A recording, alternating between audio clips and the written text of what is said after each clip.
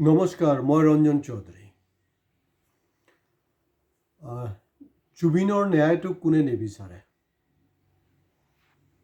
এইটো আপোনালোকে বিচাৰ কৰিব। কাৰণ আৰম্ভণিৰ পৰা আপোনালোকে মন কৰক, 19 ছেপ্টেম্বৰৰ পৰা মৃত্যুৰ দিনৰ পৰা কি হৈ আছে, কাৰ কি ভূমিকা, সেইটো যদি অলপ চালি জাৰি চাই আপোনালোকে নিজে বিচাৰি পাব যে প্ৰকৃততে কোনে নিবিচাৰে আৰু কোনে বিচাৰে। এই দুটাৰ মাজত ব্যৱধান আছে, বিচৰা মানুহ আৰু নিবিচৰা মানুহ।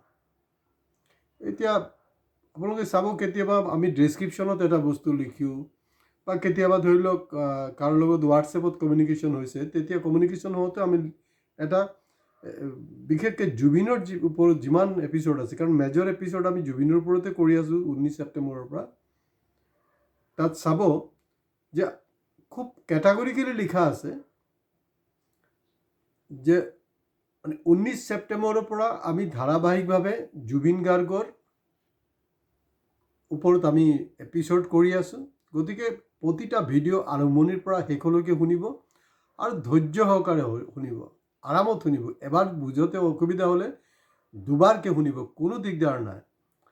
তাৰপিছত আপুনি কমেণ্টছ দিয়ক। আৰু হয়, আৰু এটা কথা লিখিছোঁ, দুই এজনো দেখিছোঁ মই যে আপত্তি কৰিছে। তো আপত্তি কৰা মানুহ কেইজন, মানে কোনটো ফয়দৰ, সেইটো আপোনালোকে বিচাৰ কৰিব। তাত তেওঁলোকে লিখি আছে, আমি কৈছোঁ যে এইটো, আৰু আমাৰ চেনেল ৰঞ্জন চৌধুৰী অফিচিয়েল, আপোনালোকে ছাবস্ক্ৰাইব কৰক। মানে জুবিনৰ ন্যায়ৰ যি মানে আন্দোলন, তাক আৰু শক্তিশালী কৰিবলৈ। তো দুই একজন লিখিছে মোক যে এইটো ন্যায়ৰ আন্দোলন শক্তিশালী কৰাৰ লগত আপোনাৰ চেনেল ছাবস্ক্ৰাইব কৰাৰ কি সম্পৰ্ক আছে? একজেক্টলি আমাৰ সম্পৰ্ক আছে। আমাৰ সম্পৰ্কটো হ'ল যে মৃত্যুৰ দিনৰ পৰা আমি ধাৰাবাহিকভাৱে যিমান এপিছ'ড কৰিছোঁ, কোনোবাই যদি চোৱা নাই, সময় লৈ লাহে লাহে লাহে লাহে ডেইলি লাগিলে এটাকে দেখক, কোনো অসুবিধা নাই। তাত চাব, এটা সঠিক দিশা আমি দেখাইছোঁ যে কোন পন্থা আমি হাতত ল'লে, কোনটো লাইনত গ'লে প্ৰকৃততে আমি ন্যায় পাম। সেইটো কাৰণে, বেলেগ একো নাই। আপোনালোকে বহুত কিবা কিবি চাই আছে, কিন্তু এইটো চাওক।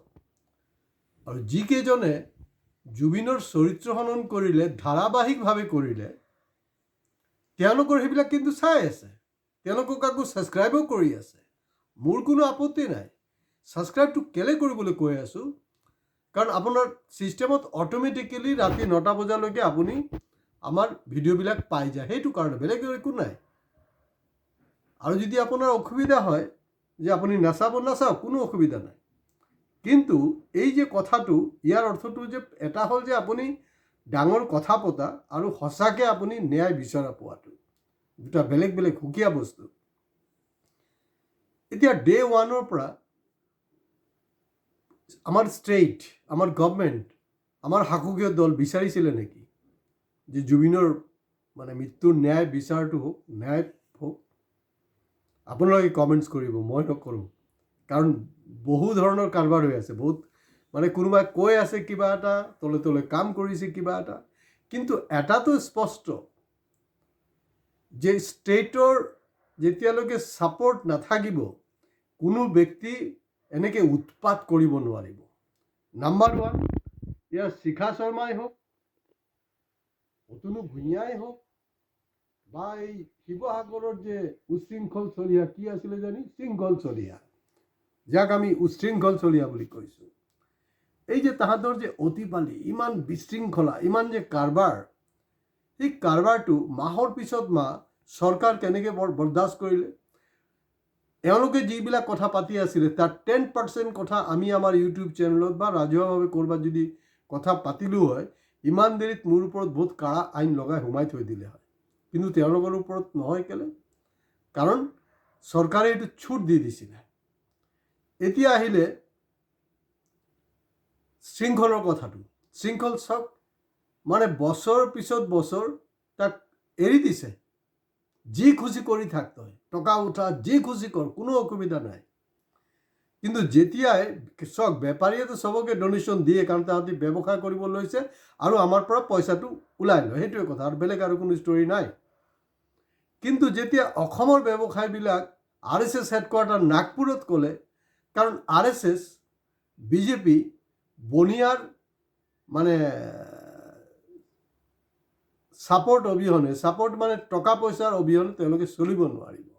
এয়া আদানী আম্বানী হওক, যি হওক, চব আজিৰ দিনটোত RSS আৰু বিজেপি এই বনিয়াৰ টকাতেহে চলি আছে, নহ'লে ঢাই ফিছ এইটো হৈ গ'লহেঁতেন ইমান দিনে।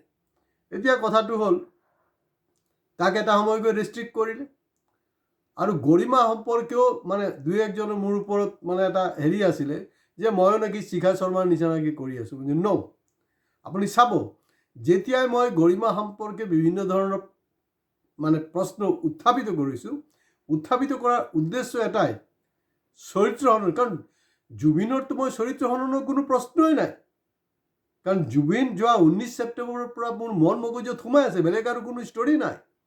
কেতিয়াবা বেলেগ কিবা আহি গ'ল তো মই ক'ব লগা হৈছে। এতিয়া গৰিমাক যিবিলাক মই ডাইৰেকশ্যনবিলাক দি আছিলোঁ, তেওঁ নিশ্চয় গম পায়, গম নোপোৱা নহয়, কাৰণ সেইবিলাক ভিডিঅ' ইতিমধ্যে আমাৰ ইউটিউব চেনেলত ভাইৰেল হৈছে। তেওঁ কিন্তু এটা পদক্ষেপো লোৱা নাই। এতিয়া কথাটো হ'ল যে শিৱৰ সম্পৰ্কে খুব বেয়াকৈ কথা পাতি আছিলে, পাৰ্বতীয়ে সহ্য কৰিব নোৱাৰিলে, মানে নিজৰ জানটোৱে দি দিলে। মইতো গৰিমাক কেতিয়াবা জান দিবলৈ কোৱা নাই, কিন্তু কোনোবাই ধাৰাবাহিকভাৱে চৰিত্ৰ হনন কৰিব, আৰু আপুনি ইমান পলমকৈ কিয় দিব FIR? আৰু FIRটো আপুনি আৰু বহুত আগতে দিব পাৰিলে হয়, কেলৈ দিয়া নাই? আৰু বহুত আগতে দিব লাগিছিলে। আপুনি জুবিনৰ হেৰি হয়, পত্নী হয়, তো গতিকে মই আপোনাৰ ইয়াত আপোনাৰ দায়িত্বটো বেলেগ এটা, কাৰণ আপোনাৰ যে ভূমিকাটো বহুত ডাঙৰ এটা প্ৰশ্ন। এইটো এনেকুৱা নহয়তো যে কাৰোবাৰ হেঁচাত এতিয়া আপুনি FIR কৰিছে। আৰু এটা জমনি হ'ল কি ইণ্টাৰেষ্টিং, শিখা শৰ্মা কৈ আছে যে হেৰি কি বুলি কয়, কংগ্ৰেছে নাকি মোৰ এইটো কাৰবাৰটো কৰালে। ইয়াৰ আগতে হিমন্তই কৈ আছিলে যে কংগ্ৰেছত মোৰ মানুহ আছে, বিজেপিৰ মানুহ আছে। এতিয়াতো উল্টা হৈ গ'ল, তাৰমানে বিজেপিত কংগ্ৰেছৰ মানুহ আছে নেকি? তো বিজেপি কংগ্ৰেছে চলাই আছে নেকি? কাৰবাৰটো তেনেকুৱা হৈছেতো। কোনোবাই ফেচবুকত লিখি আছিলে, যদি এনেকুৱা হয় কংগ্ৰেছ আৰু বিজেপি মিলি চৰকাৰ কৰিব, মোৰ কোনো আচৰিত হ'বলৈতো একো নাই। এতিয়াতো চলি আছে, এইটোতো চলি আছে। কেইটা অৰিজিনেল মাল আছে আপোনাৰ বিজেপিৰ কওকচোন? ৰাজ্য স্তৰত কওক, কেন্দ্ৰীয় স্তৰত কওক, চবতো মিক্সিং চলি আছে এইটো। আৰু যিসকল খুব নিষ্ঠাবান RSS বা বিজেপিৰ মানুহ, তেওঁলোকে আঁতৰি আছে।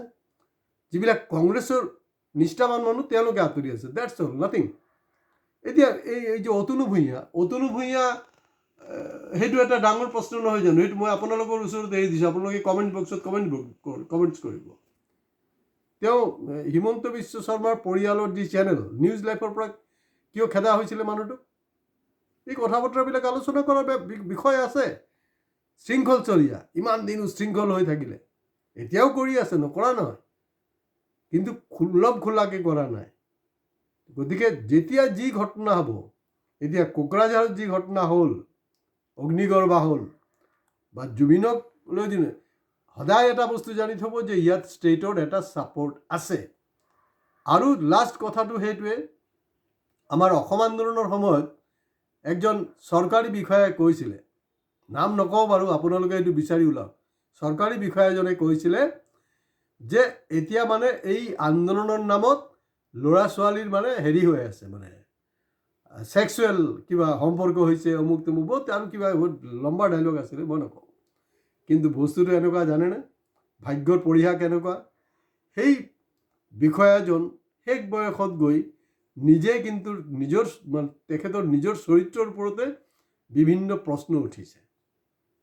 তো গতিকে পাপে বোলে বাপকো এৰি নিদিয়ে।